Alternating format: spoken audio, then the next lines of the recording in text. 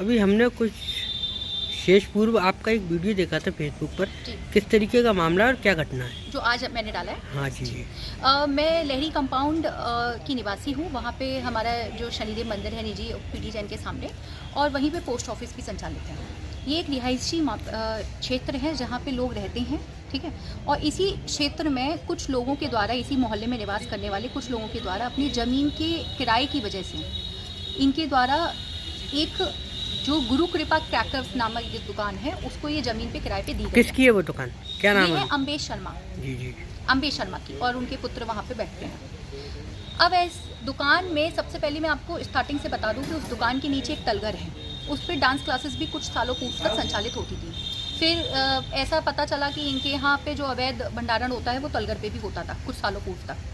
फिर उसके साथ में एक इनकी जो साइड में सीढ़ियाँ जाती हैं ऊपर की तरफ, जिसमें अभी भी ताला लगा हुआ है, और मुझे पूरा शक है कि वहाँ पे भी भंडारण इस समय भी है।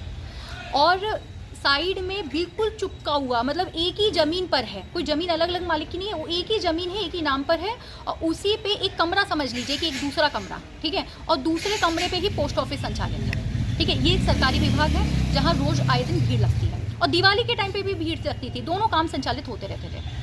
अब ऐसी अवस्था में ऊपर से उसके पोस्ट ऑफिस के बिल्कुल ठीक पास में एक फील्ड है खाली, वो किसी और का है, उस पर भी ताला लगा रहता है, टीन लगा रहता है ताकि ऊपर से कोई देख ना पाए। लेकिन वहाँ पे भी इनका अवैध भंडारण होता रहा है, दिवाली के टाइम पे भी होता रहा है। मेरी यहाँ पे सूचना भी दी गई थी यहाँ पे थाने पे, और कभी भी कोई सूचना पे काम नहीं होता, और बीच में जब भी कुछ होता है ये लोग हटवा देते हैं उसको। अच्छा, आपकी किस तरीके की समस्या है उनको लेकर? मेरी समस्या सबसे बड़ी ये है कि कोई भी ज्वलनशील पदार्थ होता है, जैसे पटाखे होते हैं, पटाखे की दुकान, पहली बात तो इनका लाइसेंस रिहायशी इलाकों में पोस्ट ऑफिस से, जो सार्वजनिक स्थान है पोस्ट ऑफिस से सटा हुआ है, जहाँ पे बच्चे बूढ़े सब लोग आते हैं। और मिठाई कैटरिंग की दुकान है जो 10 मीटर भी नहीं है उनकी दुकान से, बिल्कुल उसी गली में कैटरिंग का काम है, ठीक है। और इनके यहाँ कैटरिंग का 500 लोगों की कैटरिंग होती है। मेरी आज उन पे फ़ोन पे किसी और नंबर से बात हुई, मैंने कहा कि मेरा 500 लोगों का कैटरिंग का काम चाहिए मेरे को, आपके वहाँ से बनेगा क्या? उन्होंने मुझे बोला, मेरे पास कॉल रिकॉर्डिंग है उसकी।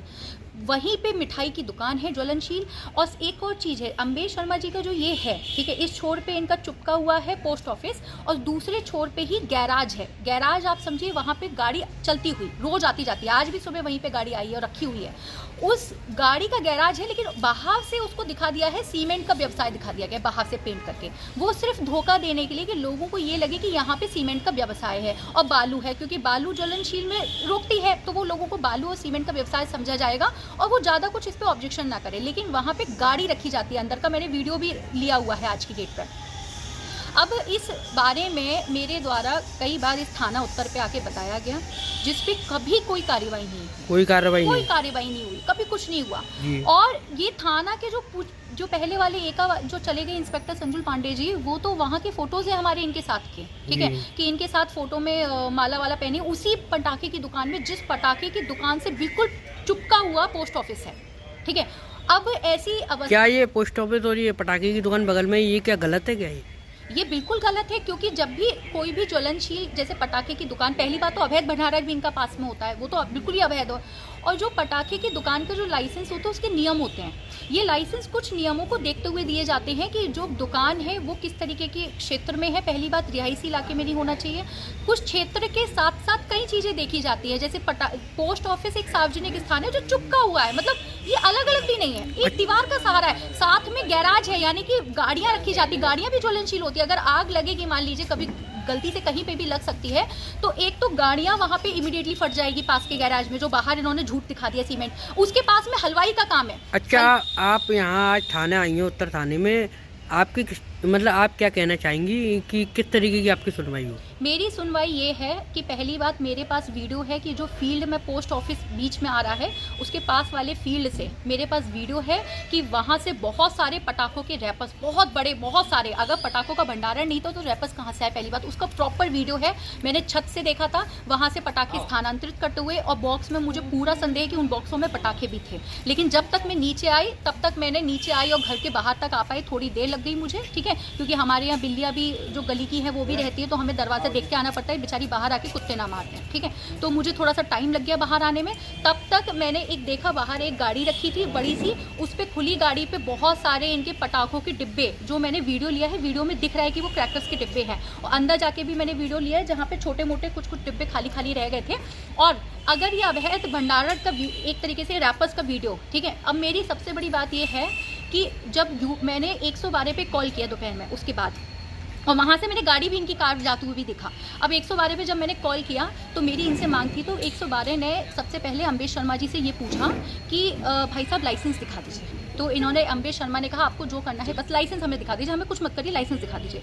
तो अम्बेश शर्मा ने साफ साफ कह दिया मेरे सामने कि लाइसेंस नहीं है, जिस पर मेरे द्वारा इमीडिएटली वीडियो स्टार्ट क्या अम्बेश शर्मा के पास लाइसेंस नहीं पटाखों का? उन्होंने बोला पुलिस के सामने, उन्होंने दिखाया ही नहीं। आप बताइए, एक दुकान जो मिठाई की होती है ना, उसमें भी FSSAI का लगाना पड़ता है लाइसेंस, GST का लाइसेंस हमको दुकानों में भी सामने सामने लगाना पड़ता है कि GST से संचालित है, FSSAI से संचालित है। और ज्वलनशील पदार्थ में कायदे से इनकी दुकान में लाइसेंस पब्लिक होना चाहिए। अब आप किस तरीके की मांग करती हैं? मेरी मांग ये है, मैं एक चीज बताना चाह रही हूँ, पुलिस का भी खेल बता दूं मैं।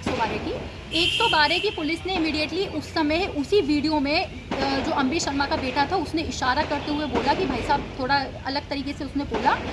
इसके बाद कुछ पुलिस के पास फ़ोन वोन किसी से किए गए, और उसके बाद वो 112 की पुलिस मेरे से कहने लगी कि मैडम आप थाने आ जाइए, ठीक है, थाने में जाके तहरीर दे दीजिए। मैंने कहा भाई साहब मैं थाने चली जाऊँगी तो पास में वो जो सीढ़ियाँ लगी है वहाँ पे अगर सही बात कोई अवैध भंडारण रखा है जैसा मेरे को सूचना है, तो वो तो पूरा गायब करवा देंगे, ऐसे हमेशा करवाते हैं। और दूसरी चीज़, इन्हीं के यहाँ जो कार्यरत है कृष्णा अग्रवाल नाम का एक स्टाफ है, उसने खुद, उसके भाई वहाँ पे खड़ा था, उसका भी बताया हुआ है हमें, 2-3 दिन से वो लगातार सूचना दे रहा था। उसका भाई ने पुलिस के सामने सूचना दी कि इनके यहाँ अवैध भंडारण रखे जाते हैं इन जगह पे। उसके बाद भी वो 112 की पुलिस के द्वारा कुछ भी नहीं किया गया। फिर मैंने दोबारा 112 पे कॉल किया, उस 112 पे बोला गया कि पुलिस अभी आ रही होगी, और पुलिस वहाँ पे 1 घंटे वेट करती रही, पुलिस नहीं आई। फिर 1 घंटे बाद दोबारा मेरे को 112 को मैंने सूचित किया। उसके बाद मुझे एक फ़ोन नंबर से आया है, मैंने इस तहरीर में लिख दिया उस फ़ोन नंबर को। उस फ़ोन नंबर पर फ़ोन मुझे करके पूछा जाता है कि मैडम क्या 112 पे कॉल किया? मैंने कहा हाँ। कि मैंने कहा 1 घंटे से पुलिस नहीं आ रही है, तो बोलते कि अभी आ रही होगी, लेकिन वो भी पुलिस नहीं आती। मैं 2-3 घंटे तक कम से कम वहीं बैठी रही, इंतजार करती रही, मतलब पिछले 5-6 घंटे। अभी आपकी वहाँ पर मैं गया था, आपकी माताजी बैठी हुई थी। हाँ, ये किस तरीके, मतलब यहाँ बैठी हुई है तो किस तरीके, क्यों बैठी हैं वो? मेरी माताजी इसलिए बैठी हैं क्योंकि मैंने अपनी माताजी को ये कहा कि माताजी मैं थाने आ जा रही हूँ, ठीक है, आप कृपया देखते रहिए, क्योंकि अगर कुछ अवैध उनका, जो हमें तो मालूम है अवैध रहता है, ठीक है। अब अभी सही बात, अगर जिस तरीके से अगर अवैध होगा तभी तो ये लोग अपना लाइसेंस दिखाने में भी कतरा रहे हैं। तो अगर साइड में जो अवैध इनका ताला लगा हुआ है, कल की डेट तक वो रातों रात गायब हो जाएगा, ठीक है। मैं एक बार तहरीर पुलिस थाने में दे आऊँ, ठीक है, पुलिस थाने से बोल दूँ कि अगर अभी कुछ कर सकते हैं तो कर लीजिए, ठीक है। बाकी का तो आपको पता ही है कि दुनिया कैसे चल रही है, ठीक है, हम तो अपना काम कर सकते हैं। अब रात में गायब कर दे तो क्या कर सकते हैं। तो फिलहाल मैंने अपनी माताजी को बोला है कि कृपया करके बैठ जाइए मेरे लिए, ठीक है, मैं बस थाने में जाके सूचना दे आऊँ, उस समय तक बैठ जाइए।